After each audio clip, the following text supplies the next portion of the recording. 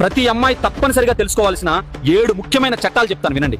మొదటిది పోష్ యాక్ట్. ఇది ఉద్యోగ స్థలంలో మహిళలను లైంగిక వేధింపుల నుంచి రక్షించడానికి ఉన్న చట్టం. ప్రతి కంపెనీలో కంప్లైంట్ తీసుకునే ఇంటర్నల్ కమిటీ ఉంటుంది, ఉండాలి కూడా. అనుమతి లేకుండా టచ్ చేయడం సరదా కాదు, అది నేరం.